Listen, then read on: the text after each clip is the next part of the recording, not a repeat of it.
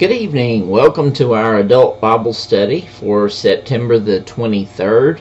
This is Daniel chapters 10 and 11.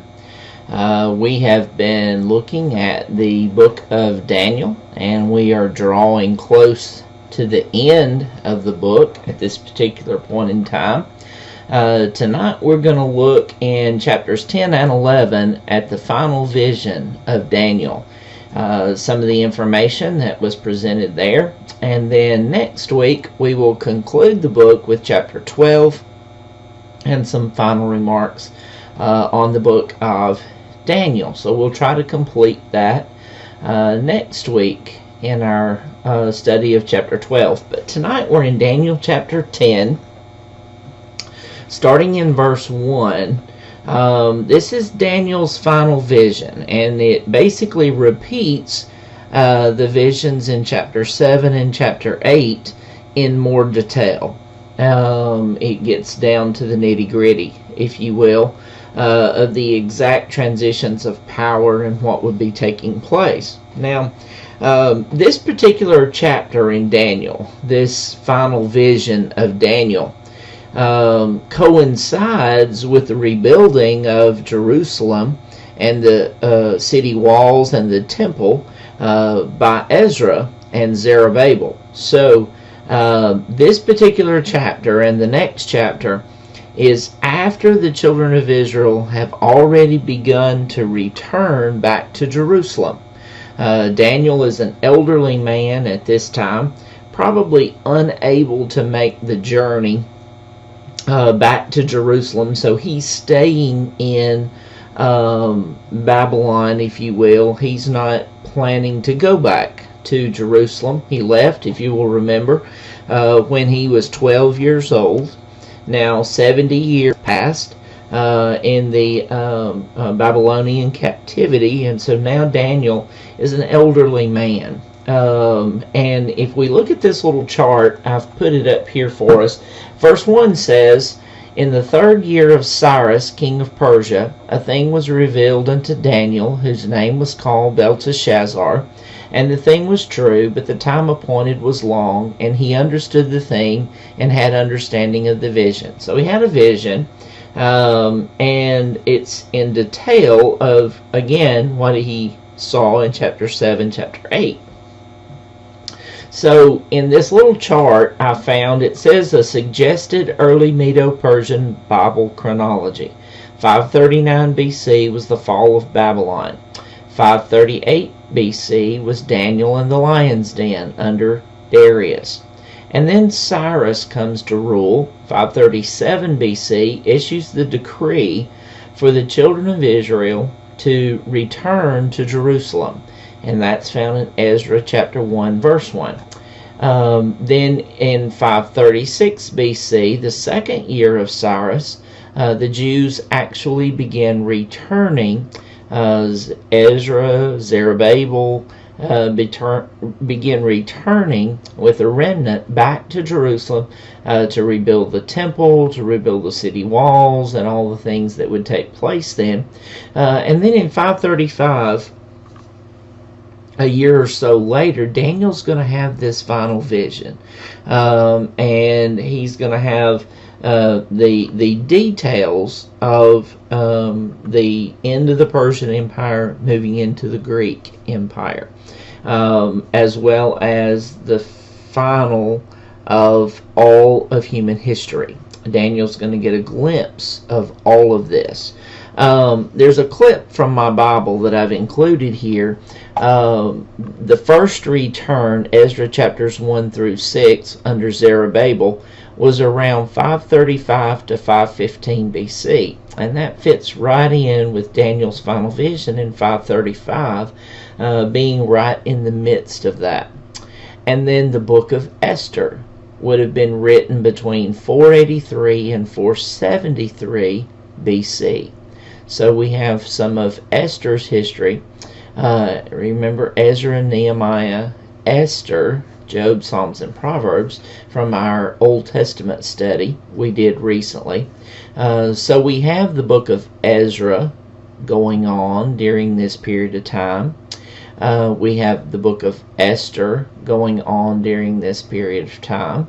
And then Ezra chapter 7 through 10 was the second return around 457 BC. This would have been 10 years later than almost, well, I said 10 years later. It's almost 100 years later as far as dates is concerned.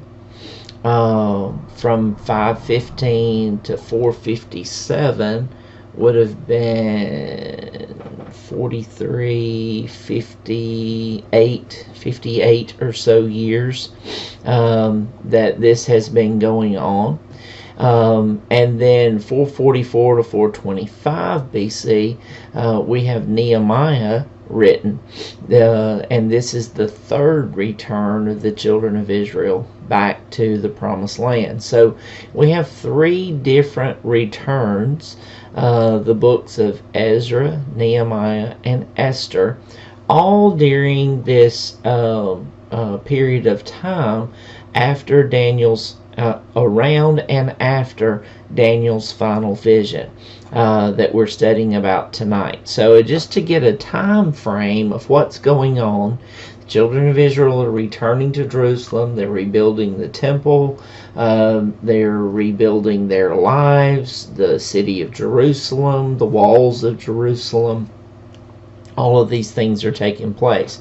Now, if you look at the Persian kings from Cyrus, in 559 to 530, this is the period of time that Daniel is having his vision.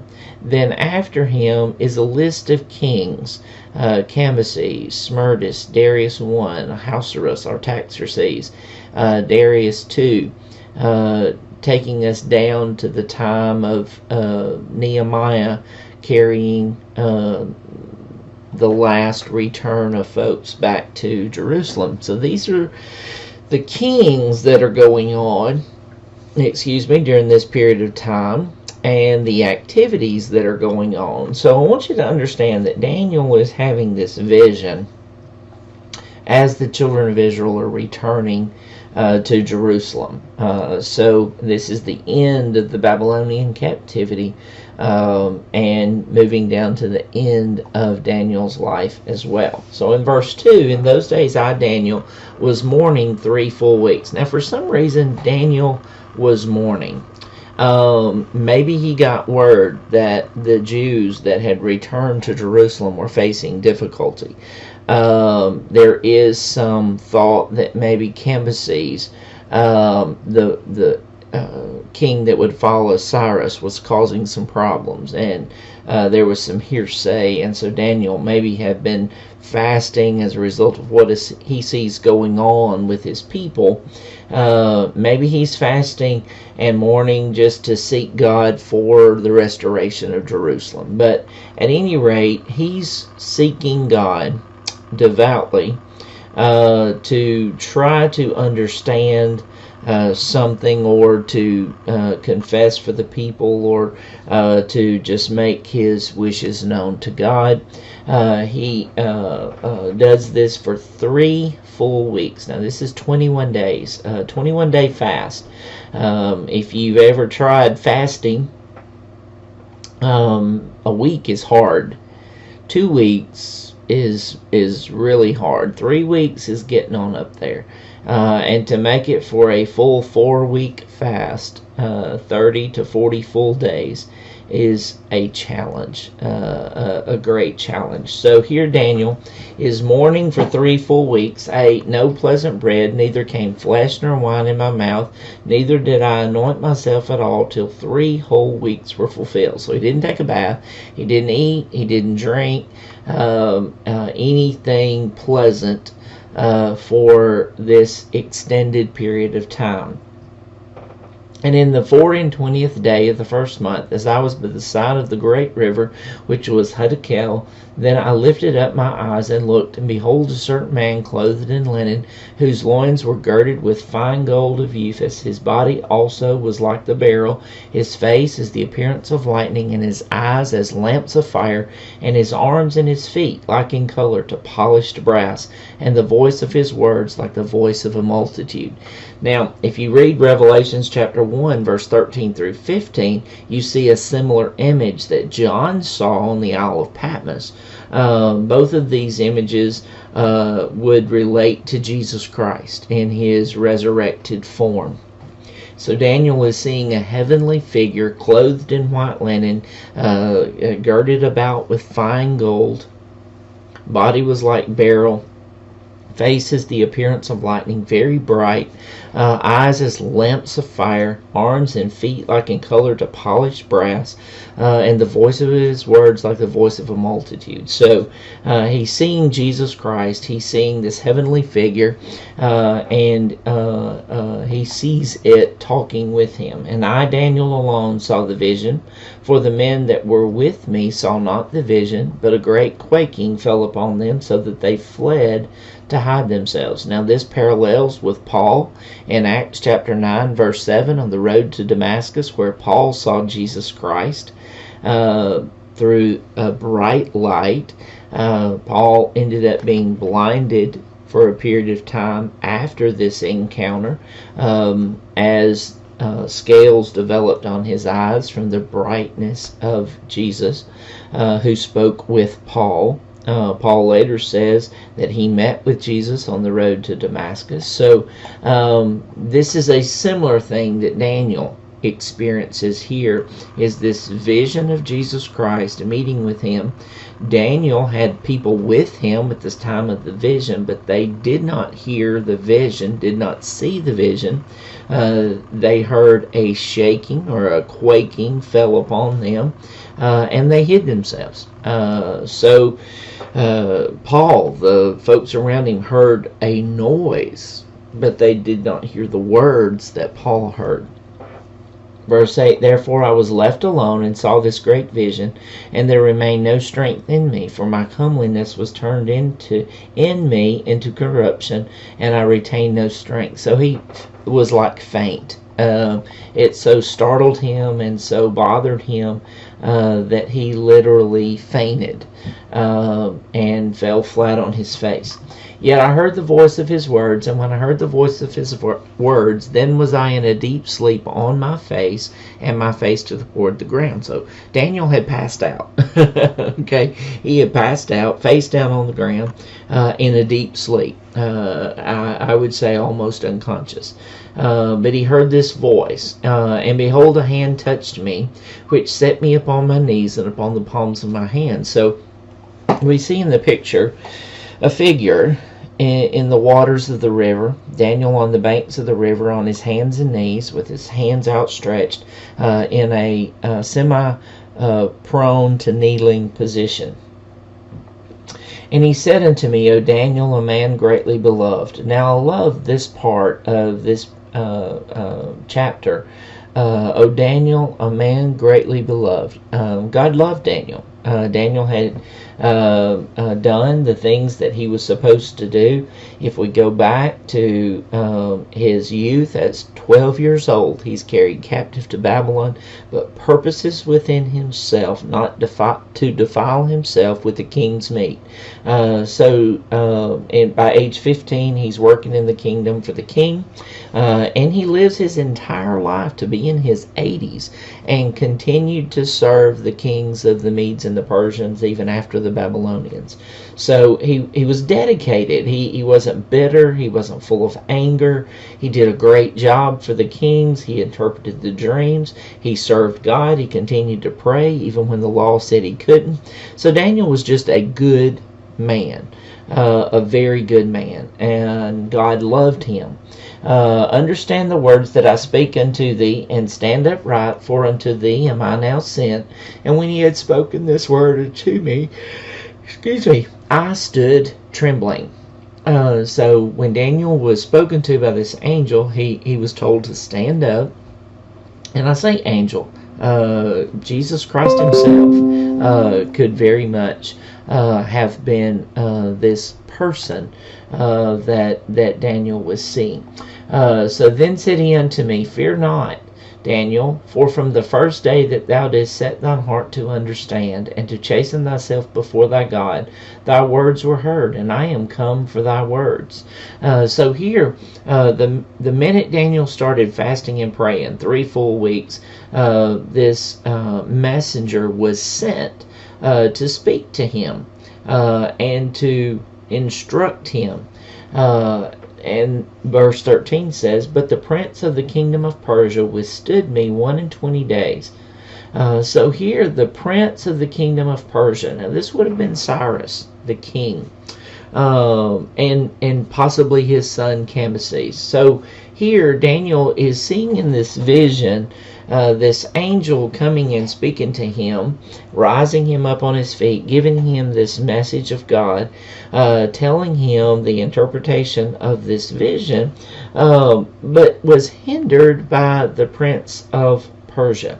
So as we go into Ezra chapter 4, there's some rumbling in Jerusalem. If you remember when Ezra and Zerubbabel started trying to rebuild the temple and rebuild the city of Jerusalem, and even when Nehemiah came and they were trying to rebuild the walls of the city, they met with a lot of local opposition. The local folks resisted them, tried to destroy the work, reported back to the king and lied and told fibs. So there was a hindrance to the work in Jerusalem. And possibly the angel is a part of this process. And, the angel is there in Babylon with the Persian kings, attempting to influence them to do the right thing in Jerusalem. And maybe you've got the devil on the opposite side trying to influence the king not to allow Jerusalem to be rebuilt. So this spiritual warfare is going on in the kingdom of Persia between this angel that is reporting to Daniel and the evil that is trying to prevent the children of Israel from rebuilding the temple in Jerusalem. But lo, Michael, one of the chief princes, came to help me, and I remained there with the kings of Persia. Now, I didn't understand this at first, but I've read several commentaries, and they tend to believe that many times in the Old Testament when Michael is used, it refers to the archangel. But if you also remember, Jesus was an archangel. And so there's the implication that Michael here could be Jesus Christ. And that Jesus Christ was literally fighting against Satan for the cause of the Jewish people. As Christ would later come and manifest himself here in this earth as a human being, he spiritually here was fighting for the future of the Jewish nation and for the future of all Christians. So this epic battle is going on in Persia between God's forces and the forces of evil. Paul, writing to the Ephesians in chapter 6 verse 12, said, For we wrestle not against flesh and blood, but against principalities, against powers, against the rulers of the darkness of this world, against spiritual wickedness in high places. So here this angel that was attempting to report to Daniel was hindered by the prince of the kingdom of Persia, either Cyrus himself, his son Cambyses, or an evil demon angel of Satan that was hindering God's work, or at least trying to slow it down. If you go to Ezra chapter 4, verses 4 through 6, then the people of the land weakened the hands of the people of Judah and troubled them in building, and hired counselors against them to frustrate their purpose all the days of Cyrus king of Persia, even until the reign of Darius king of Persia. And in the reign of Ahasuerus, in the beginning of his reign, wrote they unto him an accusation against the inhabitants of Judah and Jerusalem. You can go read that chapter 4 of Ezra, and see the battle that was going on. And maybe this angel that was sent to speak to Daniel was referencing some of that struggle that was going on during the time the children of Israel were trying to rebuild Jerusalem. Now in verse 14 it says, Now I am come to make thee understand what shall befall thy people in the latter days, for yet the vision is for many days. So in other words, this vision that Daniel is seeing now in this period of time is for a very future date. The children of Israel are returning to Jerusalem to rebuild the city, but the angel says this prophecy is for a future time. And when he had spoken such words unto me, I set my face toward the ground, and I became dumb. He almost passed out again. And behold, one like the similitude of the sons of men touched my lips. Then I opened my mouth and spake, and said unto him that stood before me, O my Lord, by the vision my sorrows are turned upon me, and I have retained no strength. For how can the servant of this my Lord talk with this my Lord? For as for me, straightway there remaineth no strength in me, neither is there breath left in me. Daniel had fainted, and he had basically got weak in the knees, as we call it, but unable to breathe and unable to function, to do anything. And he says to this angel, how can I communicate with you when my energy is gone? Then there came again and touched me one like the appearance of a man, and he strengthened me and said, O man greatly beloved, fear not, peace be unto thee, be strong, yea, be strong. And when he had spoken unto me, I was strengthened, and said, Let my Lord speak, for thou hast strengthened me. So this other angel comes, touches Daniel's lips, and brings strength into his body. Again, this angel refers to Daniel as, O man greatly beloved.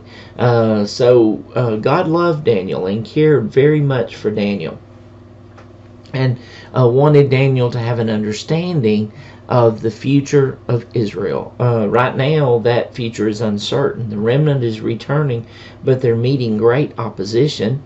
They've been let go from Babylon, but they're having a difficult time. So Daniel, I'm sure, had some real concerns as to the future of the Jewish nation and God's people. And so God is trying to reassure him here of the future, and that future is good. Verse 20, Then said he, Knowest thou wherefore I am come unto thee? In other words, Daniel, you know why I'm here. And now will I return to fight with the prince of Persia, and when I am gone forth, lo, the prince of Grecia shall come. But I will show thee that which is noted in the scripture of truth, and there is none that holdeth with me in these things but Michael your prince. Again, this reference to Michael the archangel, Michael your savior, your prince, a reference possibly to Jesus Christ and to the work that Christ would do. He says, I've got to go back and struggle with the Persians, but the Grecians are coming. And remember, in our story, the Medo-Persian Empire was the bear with the ribs in its mouth. The bear was replaced by the leopard with the 4 heads and the 4 wings, representing the Greek Empire. And again, this angel is explaining a little more information about chapter 7, chapter 8 in the book of Daniel, where we saw these visions that Daniel had. In chapter 8, he saw the ram with the 2 horns, symbolic of the Medo-Persian Empire, and the goat with the long horn coming airborne and attacking the ram with the 2 horns. That was Alexander the Great and the Greeks and the work that they would do. So he says here, I'm going to leave you for a time, and I'm going to go back and deal with the Persians. This angel said this. Now we jump into 11, and 11 is a very interesting chapter. I'm not going to read all of chapter 11. It gets into great detail, and we're not going to read all of chapter 11. There's 45 verses. I would encourage you to read chapter 11, and also I've put a link on Facebook that's a reference for this lesson tonight, and I would encourage you to go to that link. It's to Adam Clarke's commentary. It's from 1825. He wrote the commentary from 1820 to 1825, so it's not a recent book. It's a very old commentary, and I would like for you to read it. It has some great information about this particular chapter. Go down to Daniel chapter 11, click on 11, and read his commentary on this chapter. It will really help you understand the kingdoms that came between the Greeks and the Romans, and that's kind of what chapter 11 is.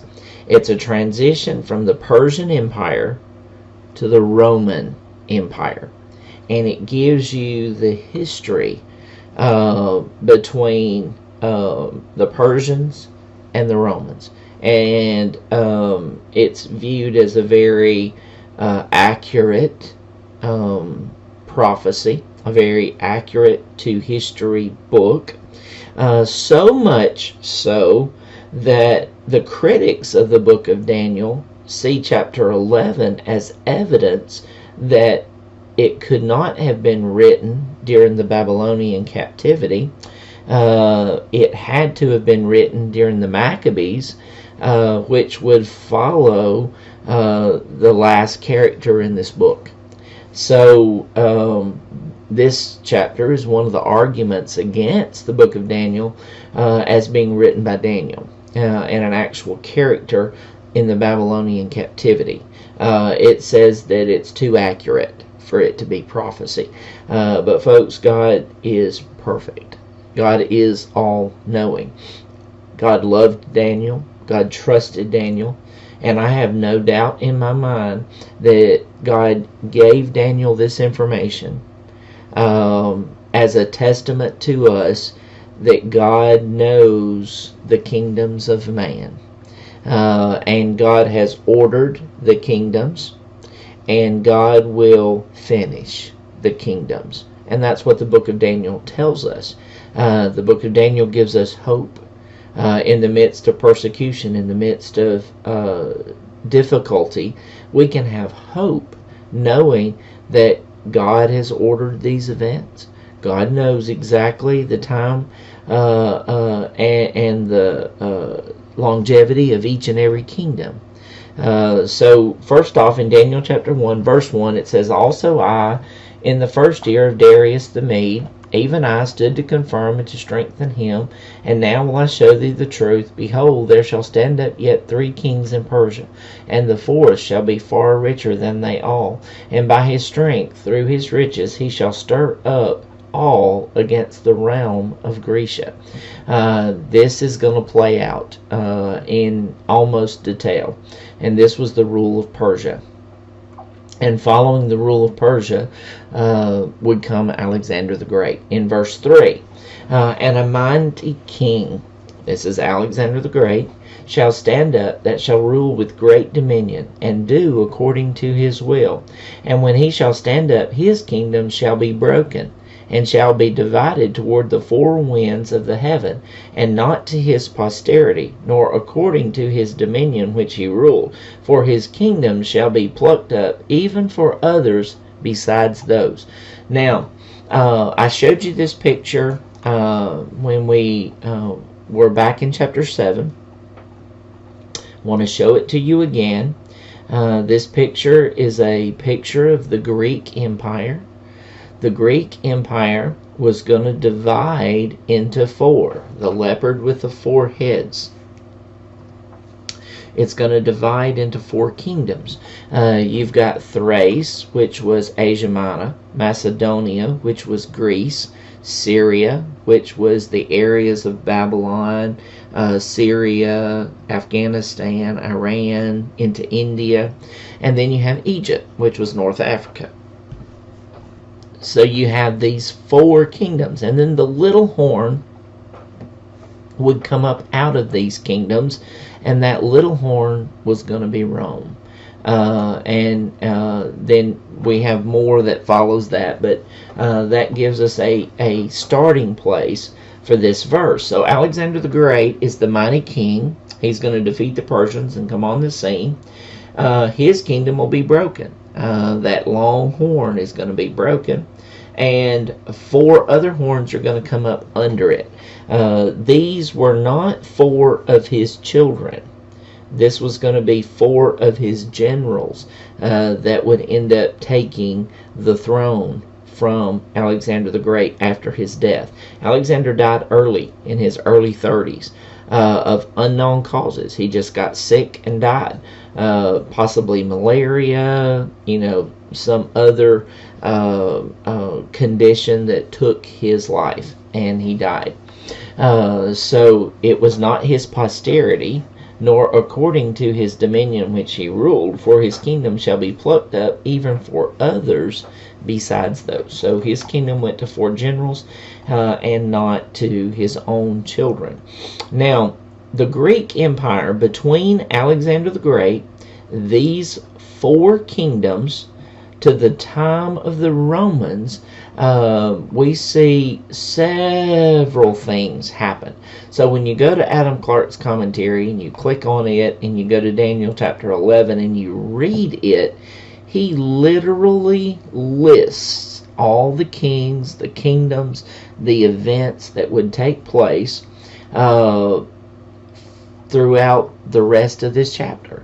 So I would encourage you to go there. I would encourage you to read that, and it will give you a good understanding of the kings that were talked about in this particular chapter. Now, I want to skip down to verse 21, because I think from 21 through the end of the chapter, it's more relevant to us today. Now, in 21, it says from this Seleucid Empire, this empire of the north, which was the areas of Iran, Syria, Babylon, into India, Pakistan, Iran. From that area, the northern kingdoms, there would arise the person talked about in 21. And in his estate shall stand up a vile person, to whom they shall not give the honor of the kingdom, but he shall come in peaceably and obtain the kingdom by flatteries. So this is Antiochus IV. He was a king of the Seleucid Empire. We've talked about him already. I've given you some information on him. I really think you should study him as a biblical character to understand these prophecies and these of Daniel, that he talks about the Antichrist that we now to a future person, but will mimic what this Antiochus Epiphanes did.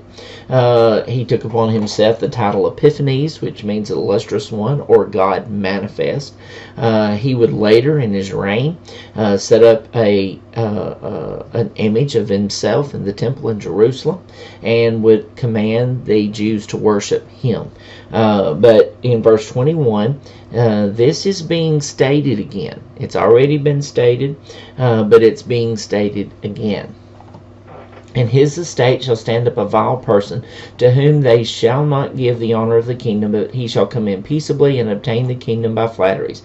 He wasn't in line to receive the kingdom. He was actually in exile in Rome at the time of all of this, and he was able to talk his way into the kingdom. And with the arms of a flood shall they be overflown from before him, and shall be broken, yea, all the prince of the covenant. And after the league made with him, he shall work deceitfully, for he shall come up and shall become strong with a small people.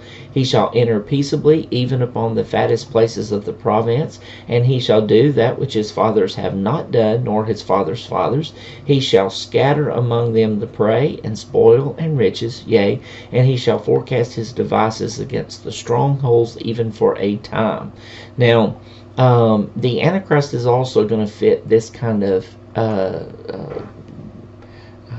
definition. He's going to come in peaceably. He's going to destroy unmercifully.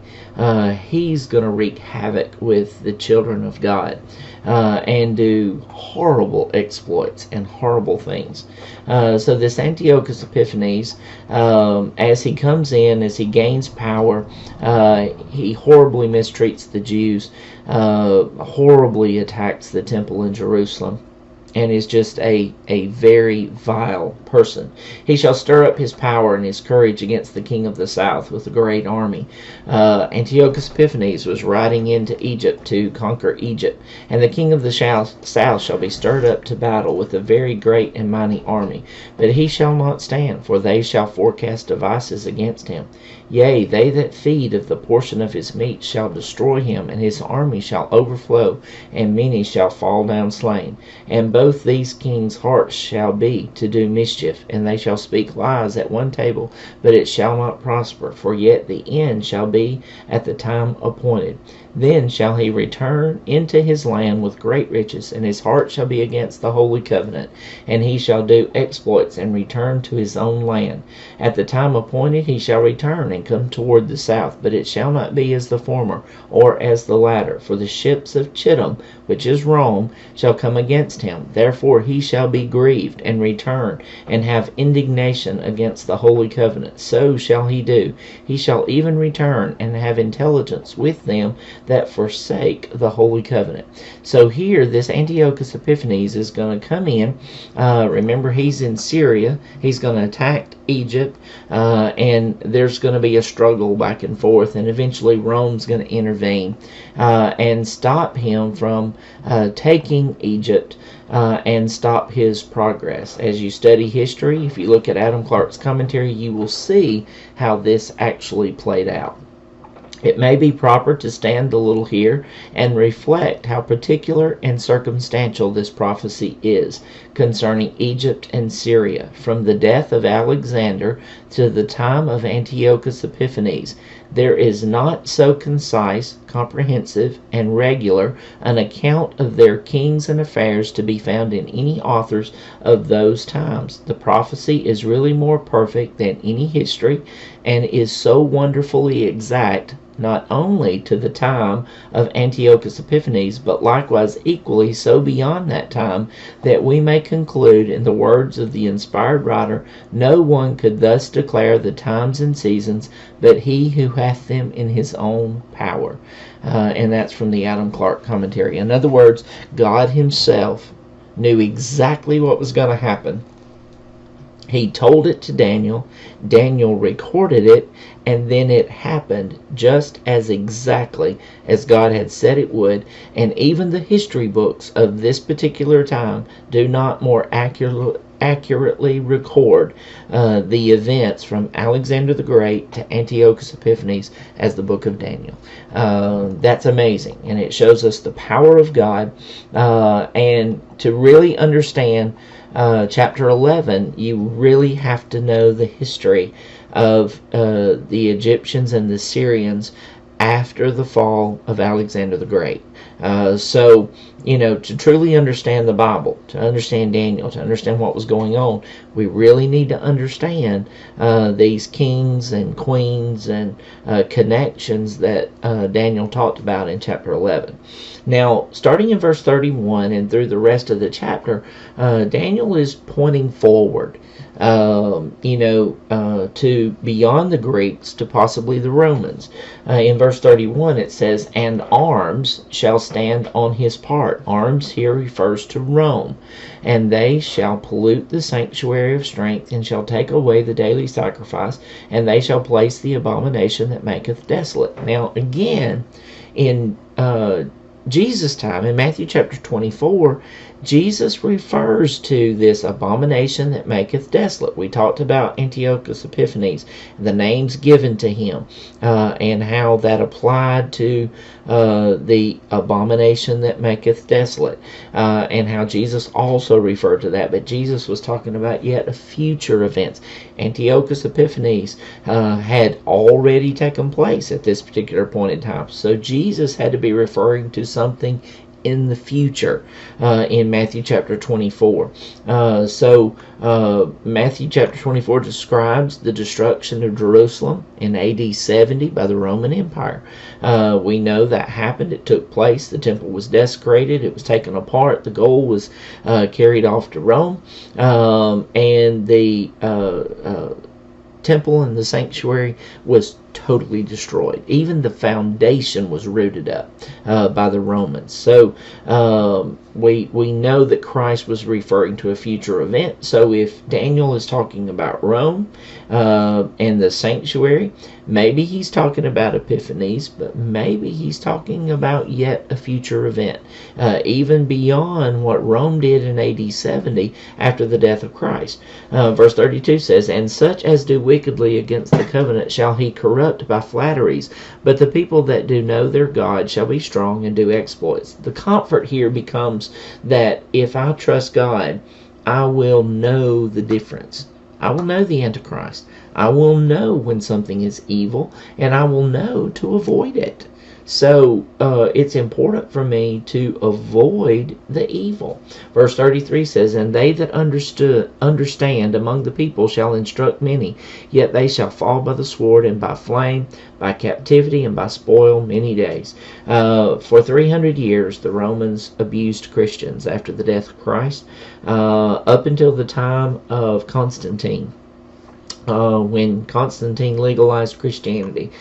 So for the first 300 years, Christians were martyred and killed and thrown into the lion's den with entire families. It was a horrible, horrible, horrible situation. So many died.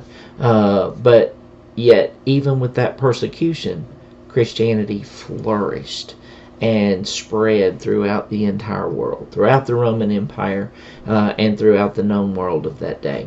Now in verse 34, "Now when they shall fall, they shall be holpen with a little help, but many shall cleave to them with flatteries. And some of them," and basically, "and when they shall fall, they shall be holpen with a little help." Constantine made Christianity legal, which that was great, but as a result of making Christianity legal and the state religion, now all of a sudden everybody wanted to be a Christian. And so they began to come into the church, whether they were, quote, Christian or not Christian. The popular thing was to be in church, and so everybody was in church. So if this is referring to that, this was the time when the church really flourished, but it also brought on a lot of false people, a lot of false teaching. Verse 35, "And some of them of understanding shall fall, to try them and to purge and to make them white, even to the time of the end, because it is yet for a time appointed." So, it would take some time for the church to find its way after Constantine and after this explosion. And I think we've seen that over the years as the church has matured and returned to original teachings and even canonizing the scriptures. There was a purpose within the church to purify the church and to make it what it needs to be. Our own being in the United States, possibly a part of the Puritans, as they wanted to purify the Church of England. So we've seen over the years this purification process within the church to bring us in line with what God intended from the beginning, for us to be what God wanted us to be. Now, my Bible titles this next section, "Prophecy of the Willful King." Some of the commentaries, and Adam Clark talks about this, that this is possibly a kingdom and not a king, as in a person, but as in a kingdom. And Adam Clark kind of alludes to this as being Rome, the Church of Rome, which is now the Catholic Church. I don't know. I'm not going to go there. This could be the government of the Antichrist. That will be that last Babylon referred to in the book of Revelations that will be destroyed in 1 hour. I'm not sure exactly where this is going, and even Adam Clarke himself concluded the chapter saying, I'm not so sure about 36 through 45. I'm not so sure about my interpretation of these verses. And I think that's genuine and great that in 1825 he didn't fully understand. But I think today you and I can look at these verses and see the potential for a one world government, a potential for some of these things to come to pass. In verse 36, and the king shall do according to his will. He shall exalt himself and magnify himself above every god, and shall speak marvelous things against the God of gods, and shall prosper till the indignation be accomplished, for that is determined shall be done. Now, something Adam Clarke points out about these verses I want to share with you. He shall exalt himself. Now, he, the willful king, being a kingdom and not a person, so this kingdom shall exalt itself and magnify itself above every god, and shall speak marvelous things against the God of gods. Now, the Catholic Church today, the popes throughout the years, have set their own policy, even when it contradicted the Bible. They've done their own thing, usurped their power above God to make the church God rather than God. That's kind of what Adam Clarke implies here, that this 36 on could be the Catholic Church. Verse 37, neither shall he regard the God of his fathers, nor the desire of women, nor regard any God, for he shall magnify himself above all. Look at the popes. Look at the bishops and the cardinals. They don't really regard God in the sense that they do what's written in the Bible. They regard the Pope and do what the Pope says, and what previous popes have said, and what previous cardinals and bishops have said, but they don't necessarily do what the Bible says, nor the desire of women. They are celibate. The priesthood is celibate. The Greek kings, as the Greek church, as well as the Roman Catholic Church, they avoid the desire of women. And they don't regard any God, for he shall magnify himself above all. But in his estate shall he honor the God of forces, and a God whom his fathers knew not shall he honor with gold and silver and with precious stones and pleasant things. If you look at the robes of the priests and the popes, very ornate, pearls and riches and gold and silver are applied to these. Verse 39, thus shall he do in the most strongholds with a strange God, whom he shall acknowledge and increase with glory, and he shall cause them to rule over many, and shall divide the land for gain. So here, the Roman popes and cardinals and bishops have gained great wealth. Great masses of land throughout the world belong to the Catholic Church, to the priests and to the members of this church. They acknowledge Mary as being God. They acknowledge all of these saints and worship them as God, whom his fathers knew not. So the Catholic Church has created persons to worship, saints and Mary and other people that were not known in the Old Testament. They weren't known in Daniel's time, but now the church has made them known today.